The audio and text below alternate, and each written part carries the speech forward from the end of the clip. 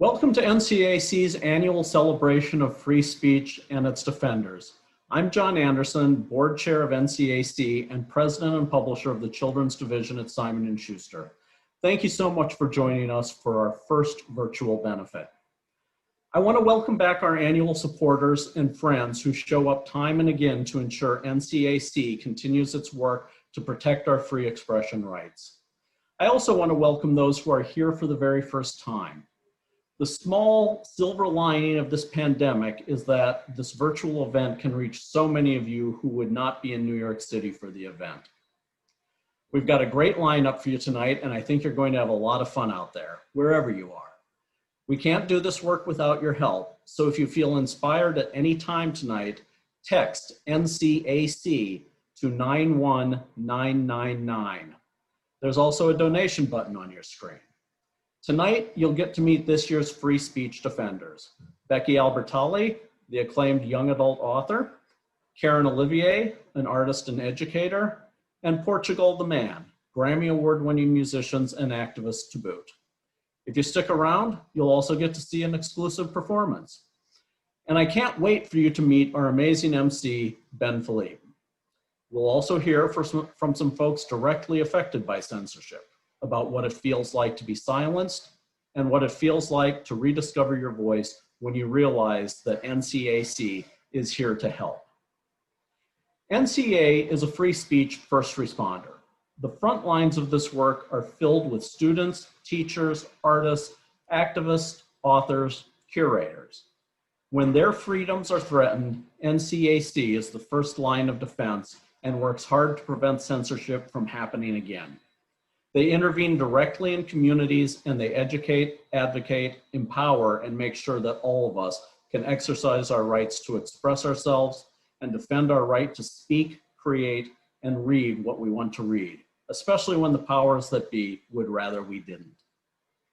When you let those in power start to even little by little limit free speech, here's what you end up with: silence. When we allow speech and ideas to be silenced, the first voices stifled are always the least powerful, the already marginalized, those without a microphone. All of us in this room depend on free speech to think critically, explore ideas, and create whatever we can imagine. Silencing ideas we disagree with sure can feel good. It also does absolutely nothing to combat those ideas. The right to disagree is also the right to offend. NCAC is close to my heart, as they've defended many, many books that have meant so much to me over the years. Not only those of the authors I publish as part of my day-to-day job, but as a reader and the thousands of books over the years that have shaped who I am and how I think.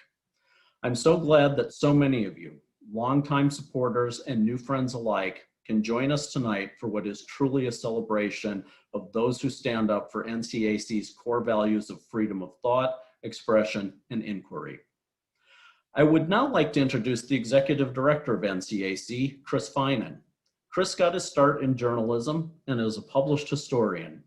He's dedicated decades to fighting for the right to write and to read, to publish and to access information, to protest and disagree, because he knows that historically ideas matter.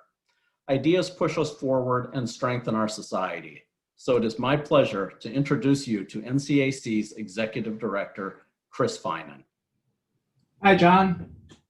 I hope I'm dressed right. I tried a sweater, but that seemed too casual. So I fell back on my black blazer. My pants are black too, but they're sweatpants. We have so many people to thank here tonight, beginning with you, John, who does so much for NCAC. Of course, we want to thank everyone watching. Everyone at NCAC is excited by this opportunity to make new friends. To our old friends, we want to express our gratitude for the support that makes it possible for us to do our job. NCAC could not exist without you. We believe that it is absolutely essential for NCAC to continue its mission. During 2020, which I think everyone agrees has been a year from hell, the United States has experienced one crisis after another over public health, civil rights, civil liberties, and now a bitter election. It is a year when NCAC faced significant financial challenges, but we remained alert to new threats to free expression and kept fighting. Since this might be the first time some of you have heard from me, let me give you an overview of our work. The United States protects free expression more than any other nation. It hasn't always been so. There's always been censorship in America. But during the last century, Americans have come to recognize the importance of protest. Free speech has made possible every advance in the fight for equal rights. Without it, there wouldn't have been a labor movement, a women's suffrage movement, or a civil rights movement. Free speech made it possible for those once radical ideas to win public support and moved our country forward. As important as it is for democracy, free expression is also an essential human right. The ability to study and learn, to think and create, makes it possible to live fully as a person, to grow and to experience joy, even awe. That's why since 1974, NCAC has been fighting not just government censorship, but all restrictions on free expression, whether in schools and libraries, museums and cultural institutions, and now on the platforms of our new gatekeepers, the social media companies. Every day we respond to reports of books being banned, art expelled from exhibitions, plays canceled at universities, protesters punished for their beliefs. We help students, teachers, artists, and librarians to raise their voices against censorship. We educate those in power on their responsibilities to protect free expression. For many people, free expression is an abstract concept. But this year we have seen just how important it is to have access to accurate public health information. We have witnessed peaceful protesters and journalists met with tear gas, rubber bullets, and police batons. It has never been clearer how important it is for people to express their pain. NCAC protects the voices that others seek to suppress. In a democracy, this is an unending task, for there will always be those who will use their right to free speech in an effort to deny that right to others. But at NCAC, we are never discouraged. We keep fighting because we believe that free expression brings us ever closer to a just society. I want to express my deep gratitude to all our supporters. Your donations make everything we do possible. I'd like to give special thanks to our most generous sponsors, HarperCollins, Humble Bundle, Penguin Random House, and Simon & Schuster. The chair of tonight's event is Donna Bray, Vice President and co-publisher of Dalzer & Bray, a HarperCollins imprint. Donna, thank you for all that you have done to make tonight a success. And now I get to introduce you to our host for the evening. It's been such a pleasure getting to know the very talented Ben Philippe, who is a writer, screenwriter, and educator. He has published 2 young adult novels, Charming as a Verb and The Field Guide to the North American Teenager, writes for the Hulu TV show Only Murders in the Building, and teaches at Barnard College. His next book is called Sure, I'll Be Your Black Friend. I hope you will all buy it.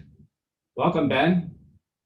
Hi, Chris. Thank you so much for having me. It's truly an honor to be here tonight. My sweatpants are gray, so that's what I'm bringing. I have to admit that before I started working with you and with the amazingly talented people behind the NCAC, I didn't really know a lot about the organization or what was happening in America in 2020. And I'm not sure I realized how timely and urgent this matter is. I think that as an artist, as a citizen, I can very much relate, again, in 2020, to the feeling of powerlessness that can come in the world when you're facing something bigger than yourself and your work. And I think the NCAC is so important and critical, really, in helping artists and voices find their platforms. I know you work with other artists, not just writers. Can you tell us a little more about the cases you're working on right now? Sure. Well, we have 2 programs. The Youth Free Expression Program, which we call YFEP, and the Arts Advocacy Program. So YFEP includes our Kids Right to Read project, which fights book censorship in the schools. We're often alerted to these book challenges by a teacher or a parent. We write to school officials to remind them of their students' rights and their own responsibility to uphold free expression. We also offer them advice on improving their policies for handling book challenges and suggestions for ensuring that their teachers are equipped to teach difficult material effectively. We assist defenders of a book, who are often students, by explaining their rights and how to advocate for them with school officials. There's always a danger that a challenged book will quietly disappear, so we try to attract as much media attention as possible. That is really interesting, because in this day and age, the internet is deceptive. I think sometimes we assume that because a work of art is available on Amazon, because we can Google a cover, that the work is accessible to everyone. But access is a privilege in many ways. I write books for kids myself. I try to keep them snarky and fun. So I just assume that they will be wildly made available, or made widely available rather. And that's not always the case. All it takes is for one adult somewhere to think that the work is a little too angry, it's a little too progressive, too inclusive, to just disappear it from a shelf. And just like that, we've lost our connection to one reader, to one young person that might help us make a better world. And that is truly a tragic reality of the world we're in right now. I know you work with other artists as well. Can you tell us a little bit more about that? Sure, but let me just reinforce what you just said. I mean, people have no concept of how much book censorship happens in America. The American Library Association keeps track of reports that it receives. There were almost 400 book challenges last year. And so it is a constant pressure to deny these kids those books. And for many of them, there is no other place for them to go. And it's not like they can go to Amazon and order the books themselves. They don't have credit cards. So it's such an important part of our work, and obviously we're going to do our best to protect your books first. Yeah. As far as artists go, our arts advocacy project works with artist curators and museum directors to defend artistic freedom. Most recently, we helped an international photography museum that was getting ready to launch a controversial show by talking to the staff about how to respond to criticism. We've also been doing more and more work on social media guidelines around what art can be shown online. Social media platforms, for all their talk about supporting free expression, really don't seem to have much respect for artistic freedom. And we're trying to change that. I think it's really easy to see these incidents as exactly that, as one-offs that just occasionally happen, but that's where the value of the NCAC comes through. It's an organization that can really help us tie all those disparate cases together and say, hey, listen, this is what censorship looks like. It's not in black and white photos in history books. It's not in sort of post-apocalyptic films. It's happening in 2020s America. And the proverbial, what they don't want you to see, what they don't want you to hear, this is this content right here today. And that's such a valuable role, helping those individuals, those artists, realize what is happening to their work and connect together to show us a glimpse of the bigger picture that is often at play. Well, I'm so glad you see the big picture now, Ben, and obviously I'm biased. So why don't we listen to some other people talk about why they think our work matters. The NCAC's work is important because freedom of expression is important. It is the first responder to a whole host of local attacks on free speech. They step up and talk and communicate and write and call. The NCAC is one of the great defenders of both books and people. So many hot button issues in our culture right now affect our ability to not only create our work, but feel safe. Censorship is prevalent. It doesn't seem to be diminishing. Work of the NCAC is extremely important, particularly in political times when artists are challenging not only the aesthetics of art and art process, but also the political context and environment for which we're living in. NCAC's work to create space for discussion of this discomfort and its projection of the voices of artists as they engage the complexities of this historical moment is key to the health of the cultural life of this country. It's very important for me to create work without fear of being compromised, being censored, and having the work being displaced. I mean, my books have been challenged in so many ways, from the classic book challenges to the more extreme of protesting and burning. Political content in my plays could get censored, could be disallowed. NCAC's expertise in staging discussions that engage rather than shut down controversial issues raised by artists is invaluable to the Foundation's grantees, art institutions both large and small. To have that voice protected is extremely important for the integrity of living in a democratic society. It's very, very important that NCAC stays strong and does the good fight. I know Chris and his team, they're very essential in their good work. The NCAC is like a guard who is watching over us and available, and that we know we can depend on. NCAC provides a critical link between the rights that exist in theory and what rights actually are enjoyed by everyday people. Until there is no censorship and there is total freedom of speech, we at PRH will be supporting the NCAC. NCAC understands, values, and defends free expression to ensure an equitable and just democracy.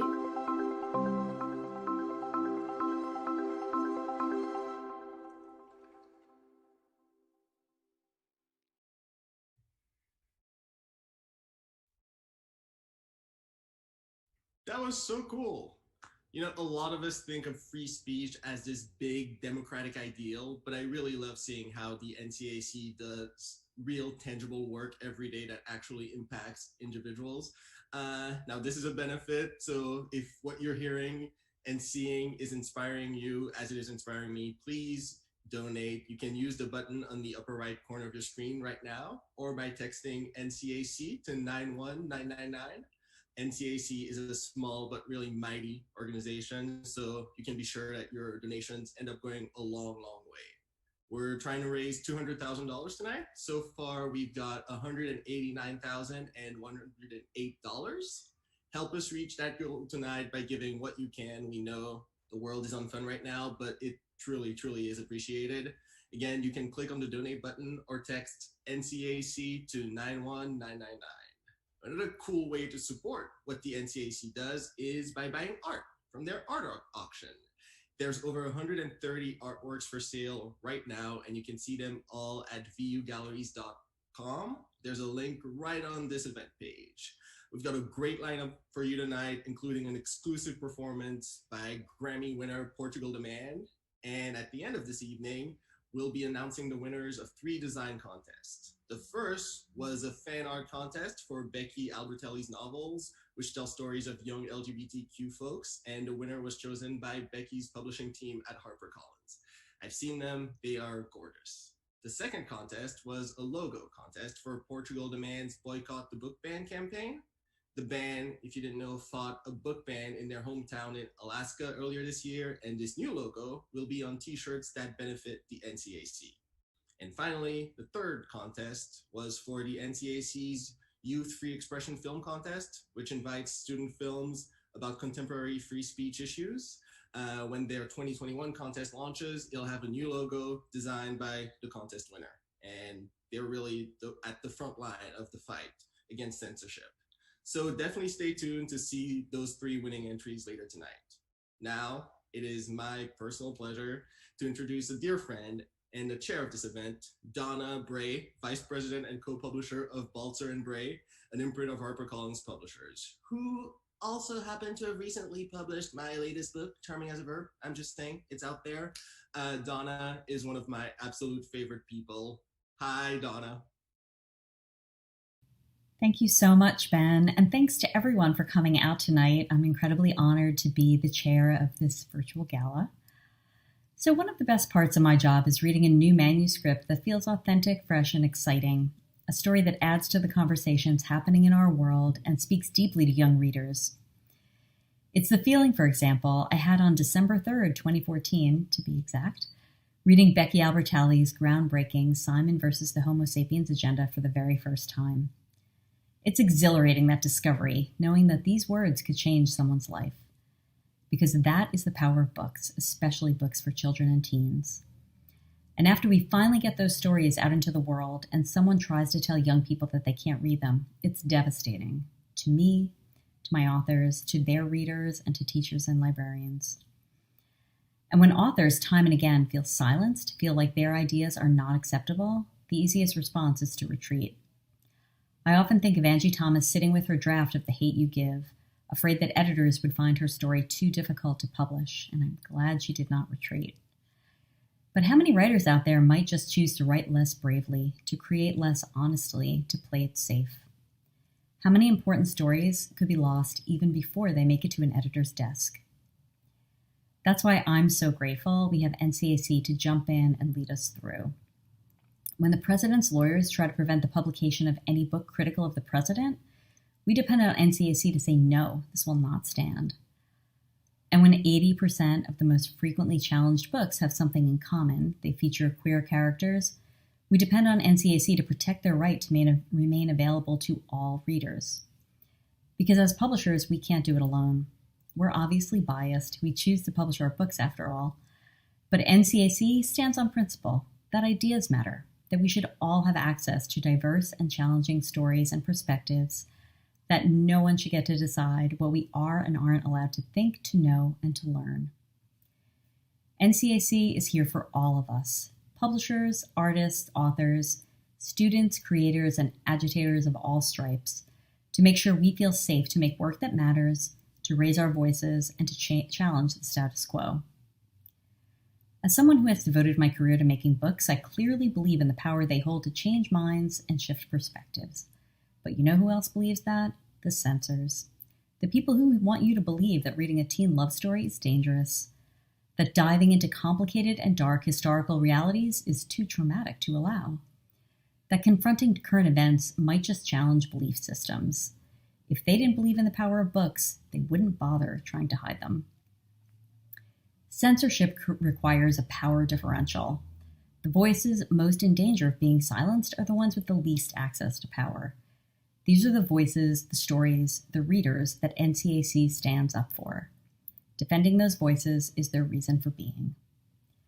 So let's remember, NCAC is our front line of defense, and they can't do it alone. They need our help. So now we're going to hear from some folks who know exactly what it feels like to be censored. People who have explored difficult ideas, turned those ideas into art, and then had that art hidden away and silenced. Asha, Canalos, and Jeanette Hart-Mann are artists and climate justice activists based in New Mexico. I'll hand it back to Ben so you can hear their story. Thank you.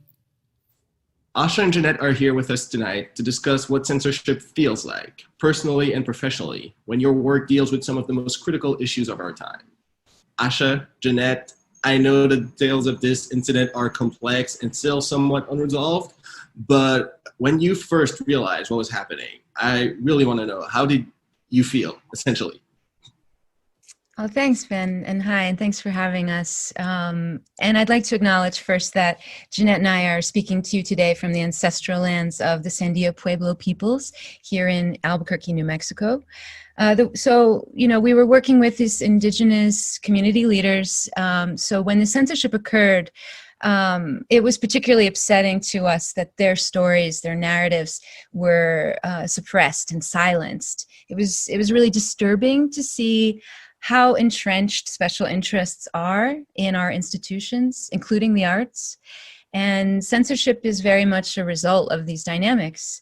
And they weren't just silencing us, they were also lying to us. They really had an opportunity to sit down and talk with us about what was happening, and they chose instead to be dishonest about their motivations. So it was very alarming to see these state-sponsored cultural organizations obfuscating the truth and making all these decisions for the public without the input of the artists or the public. You know, art is really supposed to be a catalyst for growth and positive change and critical dialogue on these pressing issues of our time.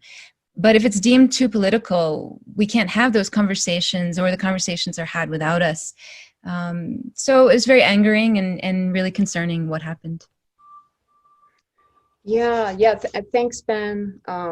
And I just wanted to add really quickly to this question as well that, you know, I think that these feelings also really motivated us to take action. So we had support of one another, our partners, the other collaborative artists, to really grapple with being censored. But most importantly, we also had each other to really push and demand to know the truth behind the lies that we were being told. We were lucky enough to have whistleblower information to run with this. And this really pushed us to make sure that our art and the voices of our partners, these impacted communities, were not going to be silenced. So we mobilized, and this really felt good. This felt good to take up this fight. And through this, we became investigative artists. We requested IPRA docs, which are Freedom of Information Act documents from the state. We had to put this together and make sense of it, create timelines. We ended up making creative work out of this to be published and really shared with the public to bring greater awareness to this issue. And through this process, we really learned a lot. And, you know, even though we were really frustrated and angered and it really felt like this was a tragedy, we also really felt empowered through this process. And, you know, the same, I hear you talk right now, and I realize that the same support we need as artists in finding our own communities and growing our art is the same support we need as political beings when we're faced with these oppressive, systematic organizations that aim to stifle our voices. How did the NCAC help you in your fight? Oh, great question. So partnering with the NCAC really immediately gave us access to legal information that helped to strengthen our cause, our claim. And the support of the NCAC helped to validate and give credence to our narrative and to our petition. And that support really made it possible for the journalists we were working with to pitch and then to land an important story, to break the story to a much wider audience. We were also able to make our petition language, to craft it to be much more impactful. You know, these creative voices struggling against these systems of oppression and injustice, as you said, truly need this kind of ally. It can be very lonely and harrowing work. And NCAC is the only national organization really explicitly dedicated to addressing censorship and freedom of speech issues. So we feel very grateful for their support. Looking back, do you think that if you'd been connected with the NCAC sooner, you might have been able to reach a different resolution to your case? Yeah, well, I think that what it really would have done, and as Asha pointed out, really legitimized our claim of being censored. It would have done that earlier if we had been in partnership with the NCAC early on in our process of figuring out what was happening. I think it would have really helped us build a network of support and advocacy and alliances in a timely fashion that really could have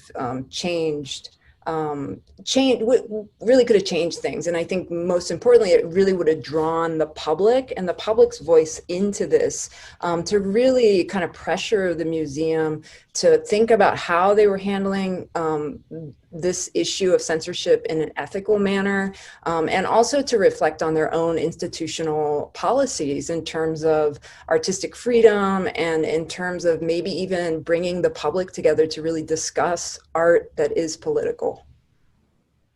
Asha, Jeanette, thank you so much for sharing your story with us tonight. And if viewers and listeners are curious, I urge them to check out the website, greaterchacoartzines.org for all the details on this particular case. Thank Great. you. Thank you, Ben.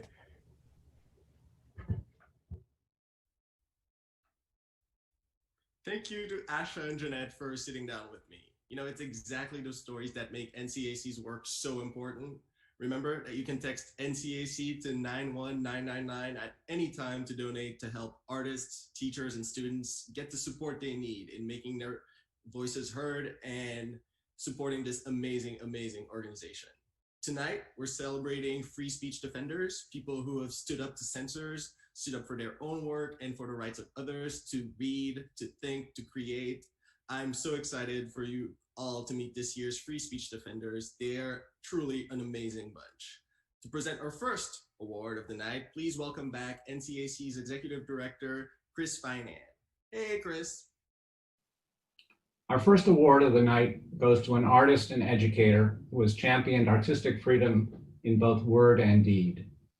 In 2018, Karyn Olivier created Witness, an artwork that responds to a 1930s mural at the University of Kentucky that students wanted removed because it includes images of slaves. Under pressure from NCAC and community members, the university decided not to destroy the fresco and commissioned Karyn to create a work above it that would encourage conversation about the treatment of people of color in the original mural and in the state of Kentucky itself. Karyn hoped it would be the beginning of a reckoning with racism in the university community. However, this past summer, at the height of demonstrations for racial justice, the university announced it would remove the original mural, possibly destroying it in the process. Karyn has been a staunch advocate for preserving the mural. She argued persuasively in an article in the Washington Post that removing it does nothing to improve the lives of students of color at the university, that progress toward racial justice requires engaging in painful conversations. Let's listen to Karyn talk about her installation. I've walked in this space many times at this point, and now it feels, I knew it would change, but I didn't know it would actually feel, like you feel all of a sudden a different way. You feel a different kind of calm or a kind of reverence or a kind of quiet takes over the space, or it's demanding that of you. So for me, this is particularly exciting because domes are so, also the acoustics. I never think about the acoustics, you know. So for me, this is a piece where there's been so much research and testing, but not really knowing, like it's when it comes together, what is that level of gold leaf? I'm not nervous, but it's a piece that people are going to see over and over. And I don't know, I'm not expecting everyone to like it, but I'm hoping that it's a piece, it's an intense, this piece, because of the repeat viewers and because of how important this is now to me and for the history of the school and the city. So to me, I feel the burden and both the burden and the privilege of being able to do this. This is real, you know? It feels though feels more at stake because it's something that's been in this building and it's been in the consciousness of people for a while. So how do I do something that both allows people to kind of honor how they've considered it or what they, up till to now, they've thought about that mural, but maybe I've allowed another entryway or another, some sort of peephole into another possibility. I'm sure that some people might just walk in here the first week of school and not even look up because they're worried, freshmen, you're worried, like, am I seeing a friend or someone I saw from the dining room, you know what I mean? But what does it mean a week later, and then you notice it, and then you say, but what does it mean that I'm not always aware of where I am, or what does it mean that, you know, our identities are shifting constantly, you know, where our subjectivities are kind of at the mercy of the context. So I like that this piece is going to allow different readings of the work, I think.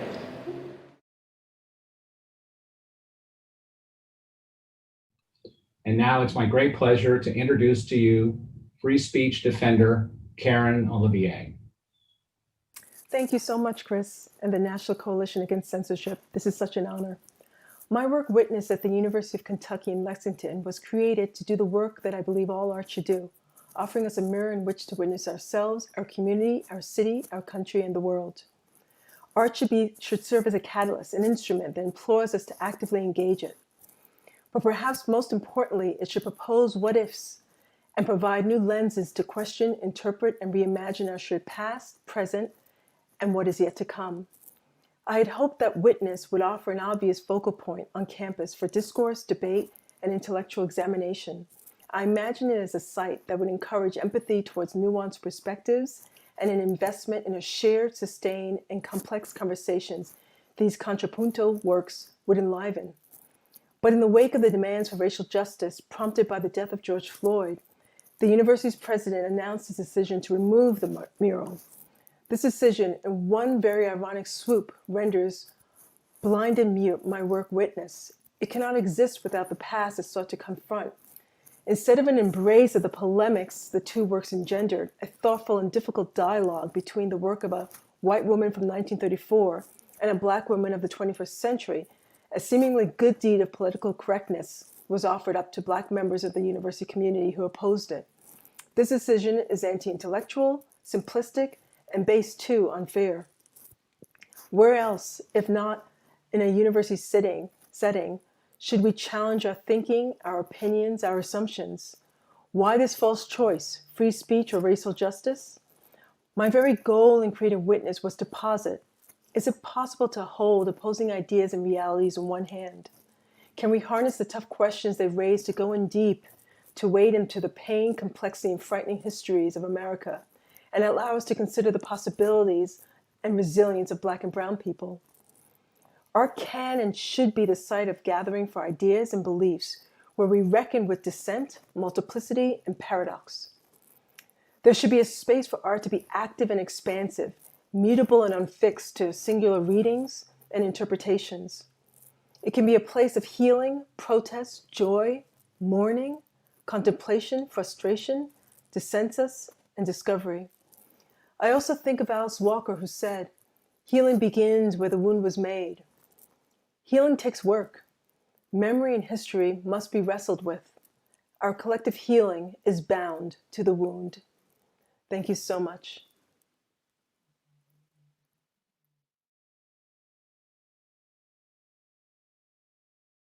Wow, thank you so much, Karyn, for all the work you've done and all the work you're still doing out there now. Fostering conversation is one of the hardest things, but truly it's one of the best ways to fight censorship. Now, to present our next award, we're lucky to be joined by New York Times best-selling YA author of books like Infinity Sun, They Both Die at the End, and co-author of What If It's Us, an excellent human being, needlessly tall, Adam Silvera. Hi, Adam. Ben, thank you so much for the wonderful introduction. Super appreciate you. I'm so happy now that I get the privilege of introducing Becky Albertalli, the award-winning and #1 New York Times bestselling author whose book Simon vs. the Homo Sapiens Agenda, which became the movie Love, Simon, has been challenged over and over nationally across the past few years. And it is one of my all-time favorite books, and I can't imagine it not existing. And I'm so happy that Becky wrote it. Becky is also my co-author on the novel What If It's Us, and a truly wonderful friend and collaborator. I am so much better for knowing Becky. She is one of the greatest humans and has one of the biggest hearts, and truly just sort of getting to exist in her orbit has really just made my heart bigger. And I'm just so grateful for her existence and all the work she has done. Even preceding her time as an author, she has always championed young people, and she's continued that work now with all her novels and really showing people that we accept their identities in full force, and that their stories deserve to be shared widely and should be more mainstream. And I really love the work that Becky has been doing. Becky's work also reflects the mission of NCAC's Youth Free Expression Program and Kids Right to Read project. And through her books and her dedication to young readers, Becky fights every day to ensure that kids and teenagers get to see themselves reflected in what they read, that they see their own lives and their own stories deemed worthy of sharing and celebrating. When fully 80% of the books on the top banned and challenged book list tell LGBTQ stories, it's more important than ever that we keep telling these stories and keep fighting for kids to have access to these books. NCAC has tracked and fought against a nationwide surge in recent years to silence queer voices and queer stories in schools and libraries.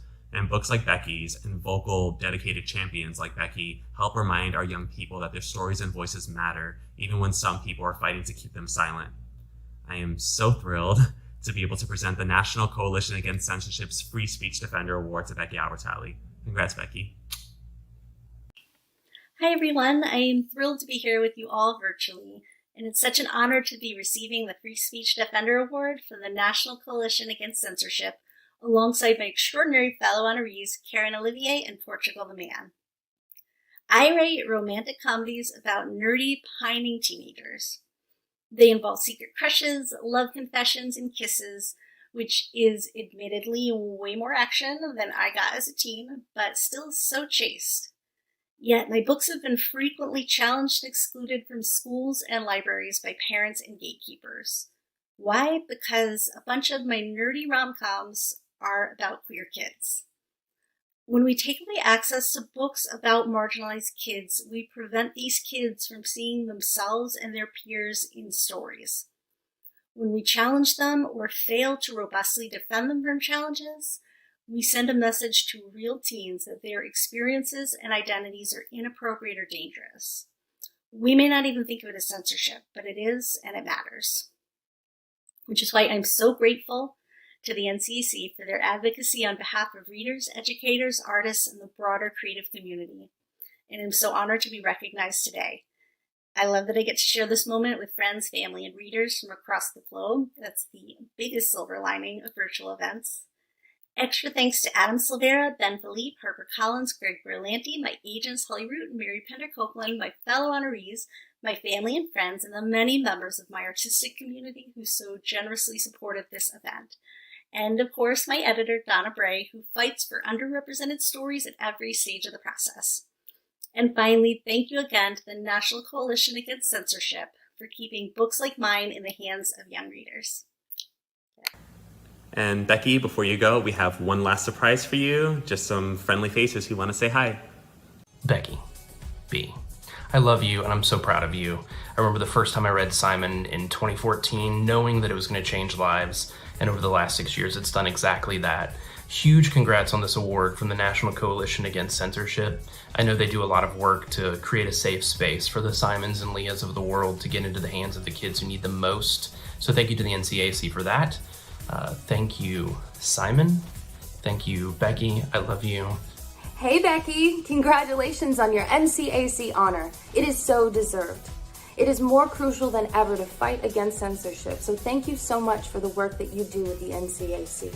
I hope you know how much your books mean to the LGBTQIA+ community. I saw firsthand, traveling around the country, meeting Love Simon fans. Your books and that movie mean so much to me, and I am forever grateful that you allowed me the honor of playing Abby. Now I'm sending you the biggest hugs and all the love and kisses, and I hope that you are enjoying this moment. Becky, congratulations on your NCAC honor. I am honestly not surprised. When people give you awards and stuff, I'm like, about time. I knew she was brilliant. Thank you so much for all that you do. I'm so glad that you exist, that your books exist, and I'm sure that there are so many young people who would agree with me.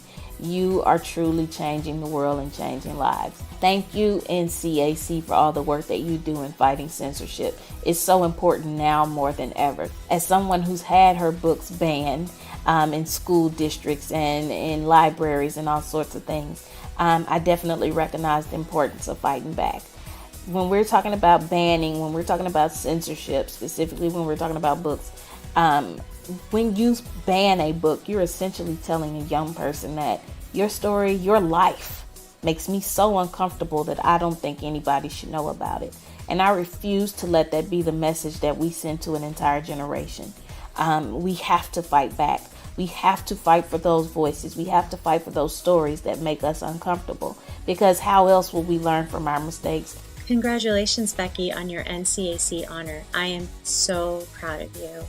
I have been a fan of your work from the very beginning, and I love Becky because she's not only a gifted writer, she truly is, but she is thoughtful and kind and generous and just one of the best human beings I am lucky to know. And these qualities, I find them in the books that she writes. The humor, the warmth, that's Becky. Thank you for you do, NCAC, and please support this work. It's really, really important. Congratulations, Becky, on your NCAC award. This award is so well deserved. Your books, like you, are warmly funny, slyly smart, and brimming with heart. You've made readers of all ages across the world feel loved and feel seen. And more importantly, you've reminded readers that they deserve to be loved, no matter what shape or form that love story takes. Congratulations, Becky. This award is so well deserved. I'm so honored to call you my colleague, but even more honored to call you my friend. I love you. Hi, congratulations, Becky, on your NCAC honor. I am so proud to be a colleague of yours, but more importantly, to be a friend of yours. Thank you so much for everything you've done to champion this cause, and I'm so proud of you. Congratulations. The fight against censorship is more important than ever, and NCAC is on the forefront of that battle. I am so deeply grateful for all the work that NCAC does on the behalf of not only authors and publishers, but also readers, because that's who we're truly protecting here, is readers, young minds exploring new ideas, and I'm just so deeply grateful. So thank you. Love, Jasmine. Love, Asha. Love, Alex. Love, Angie. Love, David. Love, Julie.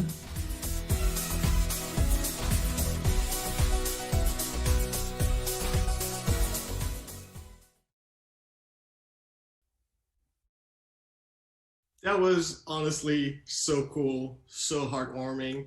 As an author, it's been amazing to witness how much Becky's books impact people and how important she is to young readers and old readers and really to the community at large. So let me take a moment to add my thanks to the long list. Thank you, Becky. Thank you for standing up for your readers and your fellow authors. You know, the YA community has been one of the most welcoming and inclusive spaces I've ever been a part of as an artist, and I couldn't be more grateful.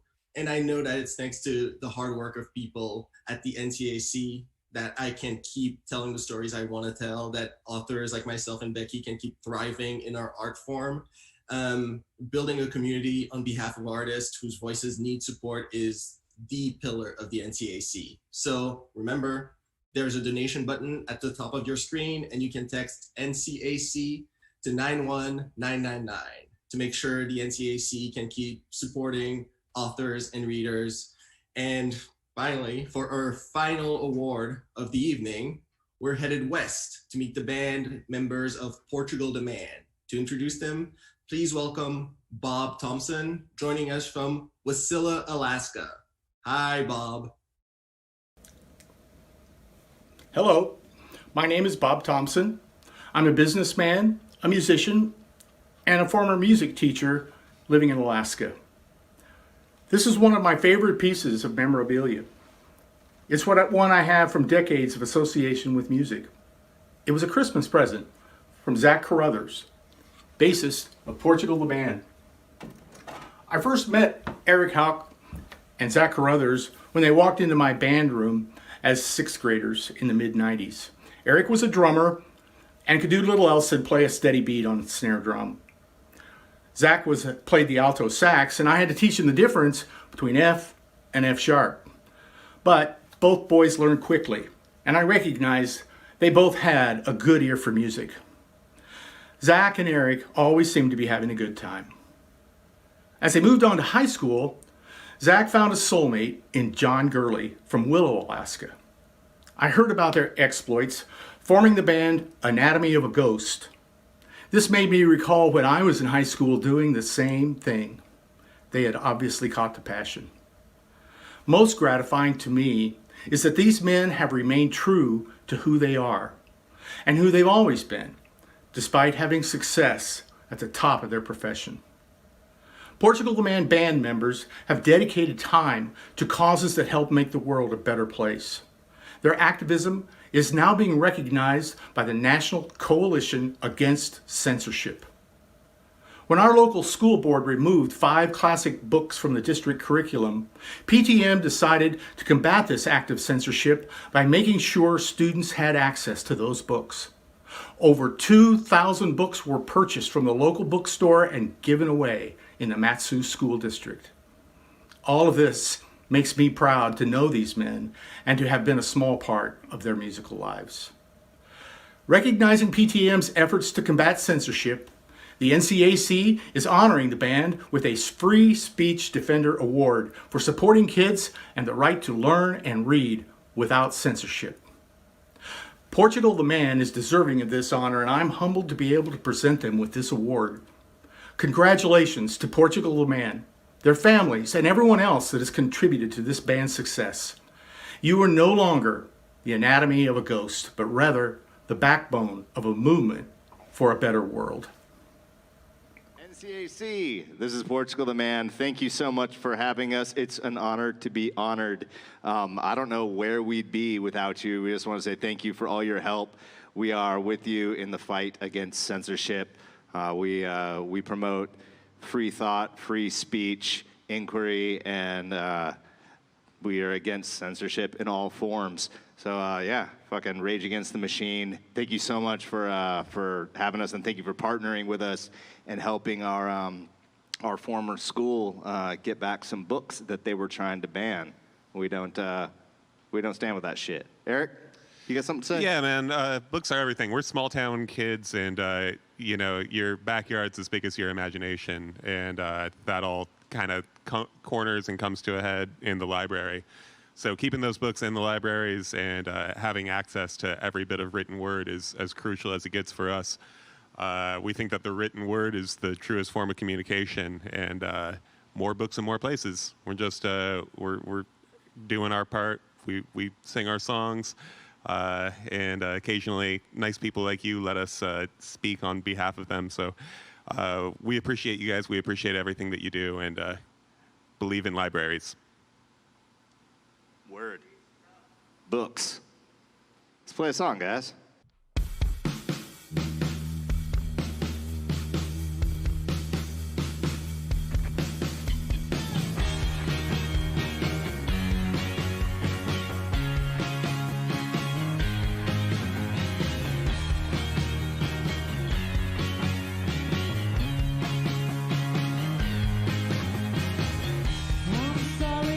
Policeman, if I wanted to talk, I would have called the feds.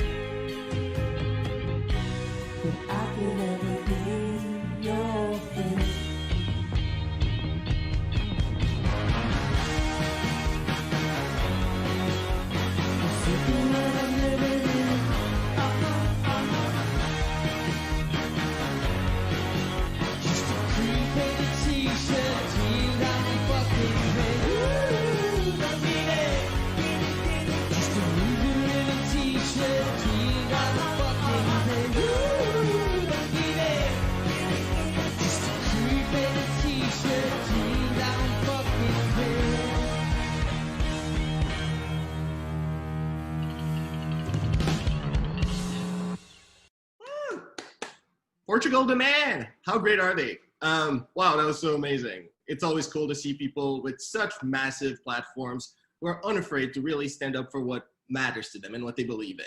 That was so great. And now it's time for us to reveal the winners of NCAC's 3 design contests this year. Now, all contests got some truly amazing entries, so there were some hard decisions to make. First up is the winner of Becky Albertalli's fan art contest, who is Alarica. Alarica's piece was just stunning from the moment we saw it, and look at it. Congrats again, Alarica. Next, we have the Portugal The Man Foundation's Boycott the Book Ban logo, and the winner there is Grace Leprade. Grace's amazing logo will be printed on t-shirts available from the Portugal The Man Foundation website, with proceeds benefiting the NCAC. And finally, we have the winning design of NCAC's Youth Free Expression Film Contest logo, who is Andrew Bunce, for this straightforward and powerful logo. It's amazing. We love it. Congratulations, Andrew. And all 3 winners and all the participants, really, we were so impressed by the turnout and the output for these 3 contests. Thank you again for participating, and congrats!